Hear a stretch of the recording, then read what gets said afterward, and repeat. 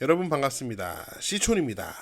집이 참 아름답지 않습니까? 자, 오늘은 나 혼자 누리는 완벽한 자연 속 전원주택 컨셉의 집을 한번 여러분과 살펴보겠습니다. 우선 이 집의 장점을 먼저 설명드리겠습니다. 딱 보시는 것처럼 집이 굉장히 양지 바른 곳에 있죠? 남양집입니다. 그리고 북쪽으로 이렇게 산이 둘러싸고 있기 때문에 겨울에 불어오는 차가운 계절풍을 다 막아주겠죠. 그리고 이렇게 산이 둘러싸고 있는 이 구역 내에 유일한 집이에요. 그렇기 때문에 이 공간을 나 혼자 누린다라는 것이 굉장히 큰 장점인 것 같습니다. 나는 시골에 가서 자연 속에서 조용히 한번 살아보고 싶어. 그런 분들에게는 굉장히 추천할 만한 그런 집인 것 같아요. 제가 이런 지형을 좋아하는 편이에요. 자, 우선 땅을 보시면은 땅의 면적이 대략 220평 정도 되는데 사진 속에 땅의 경계를 한번 그려보면 대략 이 정도 됩니다. 이쪽은 지목이 도로고요. 집이 앉아있는 땅은 지목이 대지입니다. 자, 여기 도로하고 대지가 모두 경매에 포함되어 있고요. 그 다음에 이 개인 도로는 경매에 포함되어 있는 이 도로는 이 앞에 있는 2차선 도로, 국공유지 도로와 딱 접해 있기 때문에 진입하는데 전혀 문제가 없습니다. 미쓰고 부동산에 보시면은 요 도로하고 대지가 이렇게 생겼습니다. 도끼처럼 생겼네요. 국공유지 필터를 적용해 보면 요 앞에 초록색으로 표시된 도로와 딱 붙어 있는 것을 확인할 수 있습니다. 그리고 이렇게 도로와 요 뒤덮고 있는 산에는 요 집밖에 없죠. 굉장히 조용하게 뭐 다른 사람의 간섭 전혀 없이 살 수 있는 그런 집이라고 볼 수 있을 것 같아요. 집을 보시면요, 집의 면적은 대략 35평 정도 됩니다. 딱 봐도 목조주택이죠. 멀리서 봐서 정확히는 알 수 없었지만 지붕은 아스팔트 싱글로 마감이 되어 있고요. 외벽은 시멘트 사이딩인 것 같아요. 목조 사이딩은 아닌 것 같고. 자, 전형적인 뭐 북미식 목조주택이라고 볼 수 있을 것 같고요. 사용 승인은 2019년. 괜찮습니다. 거의 신축급이에요. 집이 앉아있는 대지를 보시면은 여기 석축을 굉장히 높이 쌓았습니다. 사람의 키와 비교하면은 굉장히 높다는 걸 확인할 수 있어요. 꽃잔디를 경사면에 심어 놨고 뭐 관목과 나무들, 조경수도 이제 키우는 과정인 것 같아요. 만약에 낙찰을 받는다면은 이 주변의 조경을 깔끔하게 계속 가꿔 나가면 될 것 같습니다. 현재도 매우 깔끔해요. 평면도를 한번 보겠습니다. 1층인데요. 현관 들어가자마자 왼쪽에 세탁실이 있네요. 더러운 옷을 바로 세탁실에 벗어놓고 들어갈 생각으로 이렇게 집을 지신 것 같아요. 좋은 아이디어죠. 거실 있고 주방 있고 1층에 방이 안방, 방 1, 방 2. 방이 3개나 있습니다. 여기 화장실 하나 있고 안방에도 화장실이 있어요. 주방 옆에 다용도실 있고 보일러실은 외부로 출입하네요. 2층에 올라가 보면은 방이 하나 있고요. 야외 테라스 공간이 있습니다. 2층에는 방은 있는데 화장실은 없습니다. 그래서 만약에 2층에서 잠을 잔다면은 밤에 화장실 갈 때 1층까지 내려와야 돼요. 요강을 하나 준비하는 게 좋겠죠. 그런데 제 생각에는 목조주택은 2층에 화장실이 없는 게 오히려 낫습니다. 제가 2층에 화장실이 있는 목조주택에 살거든요. 그런데 몇 년 전에 2층 화장실에서 누수가 발생했어요. 그때 골치가 아팠습니다. 그래서 저는 목조주택은 2층에는 화장실이 없는 게 낫다라는 개인적인 생각을 가지고 있어요. 물론 여기 2층에서 잠을 잔다면 저녁에 화장실 갈 때 불편은 하겠죠. 그런 관점에서 저는 여기 2층에 있는 테라스가 조금 불안해 보였습니다. 왜냐면은 자, 여기가 안방 공간입니다. 그리고 2층 테라스 공간이 그 안방 위에 야외 공간으로 되어 있는데 지금 보시면은 지붕이 다 경사 지붕이에요.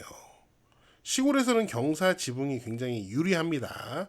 그런데 이 지붕만, 여기 안방 위에 이 테라스 공간만 경사가 없는 뭐 슬라브 형태의 평지 지붕이라고 볼 수 있죠. 이런 경우에는 뭐 목조 주택이던 콘크리트 주택이던 누수의 문제가 발생하는 경우들이 있습니다.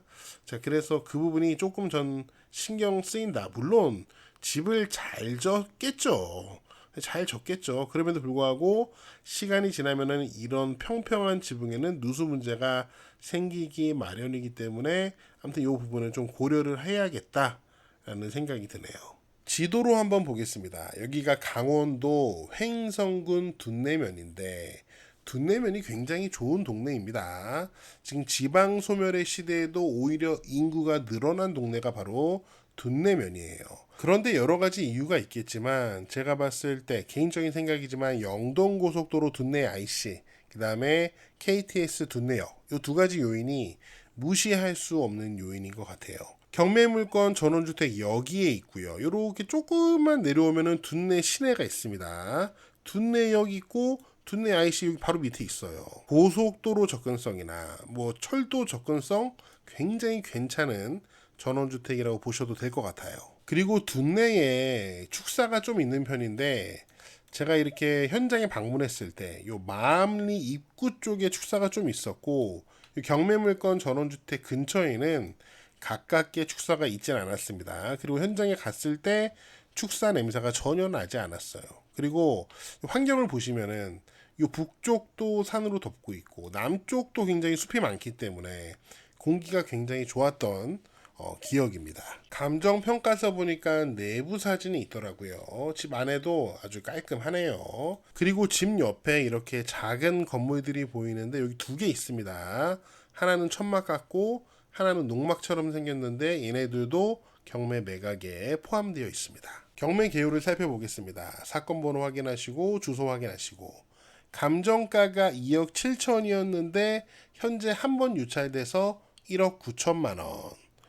제가 봤을 때 크게 나쁜 가격 같진 않아요. 왜냐면은 등기를 확인해 보니까 이 집주인이 이 땅을 사서 집을 졌는데 이 땅을 살 때 이 땅을 1억 7천에 샀더라고요. 둔내 땅값 비쌉니다.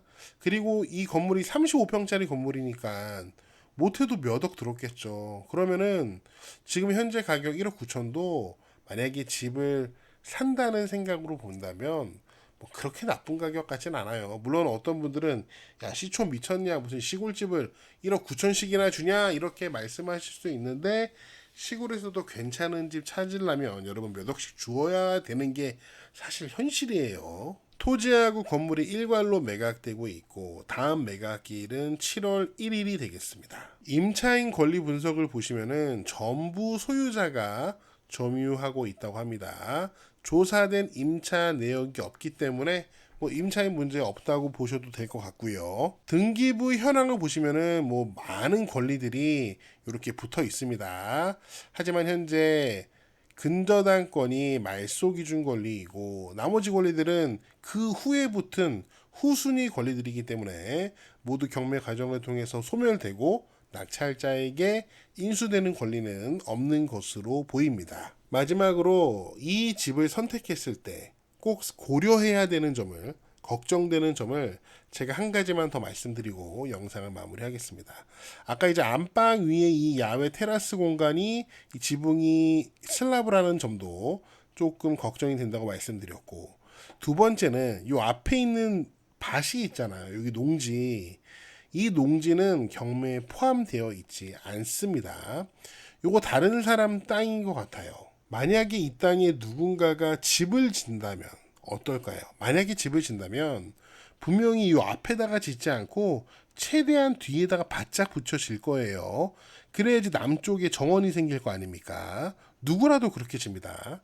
만약에 이 남쪽에 바짝 붙여서 집을 짓는다면은 이 경매물건 집 앞에 집이 딱 가로막는 거예요. 그러면 좀 답답하겠죠. 이런 미래 상황은 여러분이 집을 살 때 경매든 매매든 항상 고려를 해봐야 돼요. 여러분 앞에 땅이 빌 상태이라면 언젠가 그 땅에 무언가가 들어올 수 있습니다. 물론 뭐 시골에는 뭐 공장이나 뭐 그런 게 들어오진 않겠죠.